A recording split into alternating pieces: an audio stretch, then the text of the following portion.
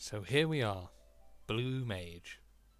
Final Fantasy XIV's first limited job has been out for a week. First impressions are well out of the way, and people have had the time to settle into the job and see what it really has to offer. It seems the verdict is in, and it is a resounding Blue Mage was clearly something people have wanted for some time, but the announcement that it would not be a traditional class wasn't exactly unexpected. Could they have designed a class that fit Blue Mage thematically, but also managed to fit within the architecture of Final Fantasy XIV? Probably. But I don't want to go around calling Square Enix lazy. I think they had an unconventional design in mind from the start, and regardless of how you feel about it, it ultimately came out feeling slightly anemic. But I'm getting ahead of myself here. There are definitely some things I like about Blue Mage. The massive boost to world XP, for one. Without it, just getting to 50 with Blue Mage would be an insufferable grind. Being locked out of roulettes and matched party content is such a significant disadvantage to leveling, and offsetting it with the buff to world XP makes all the difference. Nothing much happens with Blue before 50, so it's important to get there as soon as possible. As long as you put the effort in, the grind takes a few hours rather than a few days. I also enjoyed the Masked Carnival. Some may think of it as glorified arena puzzles, and they would be correct, but that's content that I enjoy. I like being presented with a puzzle to solve, and using the Blue Magic spellbook as a toolkit to come up with a solution is pretty much exactly what I wanted out of the Carnival. What else? Oh, I also like the artifact gear. But that's about it for positives. And for a remainder, I'm going to switch over and cover what I see are the big negatives with Blue Mage. The single biggest complaint I have about Blue Mage is the RNG involved with learning skills. As is tradition in Final Fantasy, Blue's main way of learning spells is going out and fighting monsters. Once you see a monster use an obtainable skill, you have a chance to learn it. The key word here is chance. When you start off, it doesn't seem too bad. You go out into the world, fight some mobs, and learn some skills. You quite easily gather 10 to 15 skills without putting in too much effort. But once you get past this, things take a turn for the worse, and the chance to learn something becomes much more difficult. On top of this, the time investment to just get the kill for a chance of learning the skill is not insignificant, and with bad luck you could be looking at hours of grind just to learn a single skill, and that seems a little screwy to me.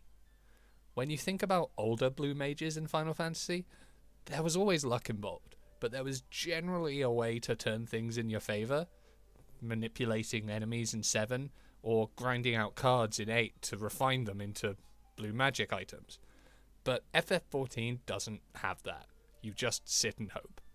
You perch yourself on Blue Mage Santa's lap and hope you made his nice list. Oh ho ho, what would you like, little Blue? Oh boy, Santa, I sure would like it if I could learn Feather Rain this time. Have you been a good warrior of light? Oh yes, Santa. I've been kind to all the randoms in my roulette. And have you been using all of your roll actions? Oh yes, Santa. I always use diversion properly. And you haven't been taking part in any ERP, have you? Don't lie to Blue Mage Santa now. Well, then you shall get nothing. Your grind shall be endless. Farewell, filthy wretch. RNG is one of those things that comes with the territory in game design. It reminds me of an anecdote about exams. Nobody likes exams. They're time-consuming, stressful, and tedious for all involved. But they're just about the best solution we have to gauge how much a student has taken to a course's content. If there was something better, we'd probably try and use it. I feel the same way about RNG. No one likes RNG, but it's a tool to be applied appropriately in the situations that need it. But this is not what's happening with Blue. the ludicrously low drop chance of skills turns the challenge into a massive grind, and it quickly becomes tedious. And on top of that, there's no real feeling of progress. Either you learn the skill, or you get nothing to show for it. Let's take a minute to think about World of Warcraft. When Battle for Azeroth hit, it was not well received. There were a few reasons for it, but from a gameplay perspective, one of the primary ones cited by players abandoning the game was the layering of RNG elements on top of each other, which made life miserable. RNG extends the playtime, but in excess, drives players away. Yet it feels like FF14 is committing the same sorts of mistakes that led WoW towards that.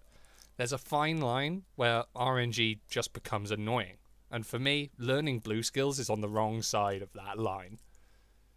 And that's if you can even fight the monster from which the skill is learned, which brings me to point 2. When Blue was announced, we were effectively told that the design challenge for Blue was just too much to fit it into the existing FF14 system, and that it was going to be a new type of job, a limited job, designed for solo play. I was actually quite hopeful at this stage. I largely agreed that implementing Blue in a satisfying manner that stayed true to the traditional design, but within the FF14 framework, was a very difficult, if not impossible task, and some form of compromise was needed. A focus on solo play seemed like a good fit. In the last couple of years, we've seen the introduction of more roulettes and squadrons. There's been a focus on being able to complete content even if you don't have the group to do it with, and a class with a focus on that seemed like a natural progression. Except that's not what Blue Mage is, and the solo play design is a big dirty lie.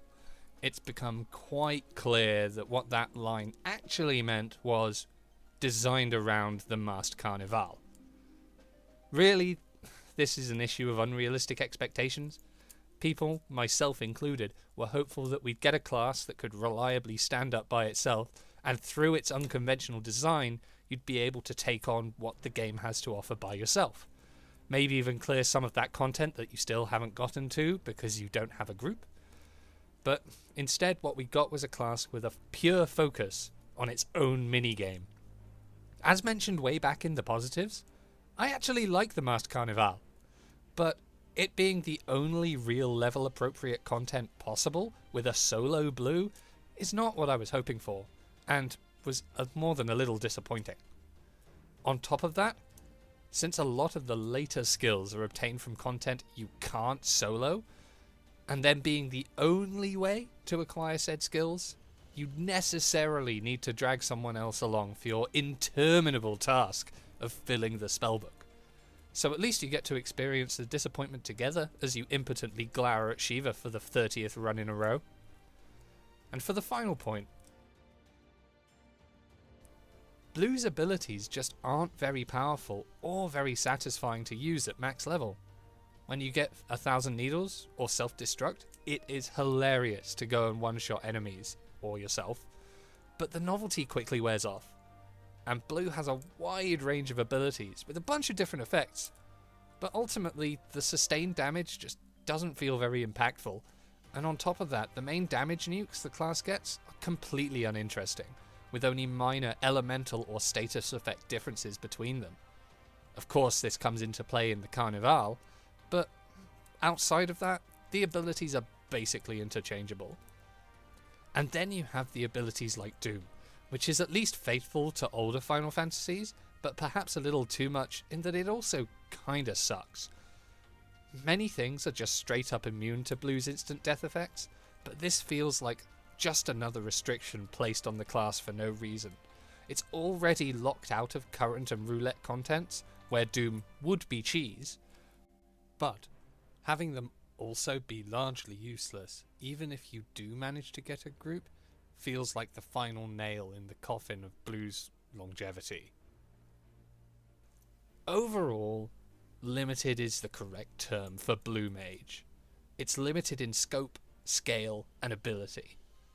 It can't do as much as other classes in just about every way, and its one intended piece of content is fine, but doesn't really have a whole lot of staying power in my mind. I don't think any of the points I raised are insurmountable problems, and they only need a little bit of tweaking to resolve, but ultimately I don't expect that to happen. I think that sadly, the fate of Blue is to forever be trapped in its own little corner of the world, a moderately fun little distraction, and never anything more.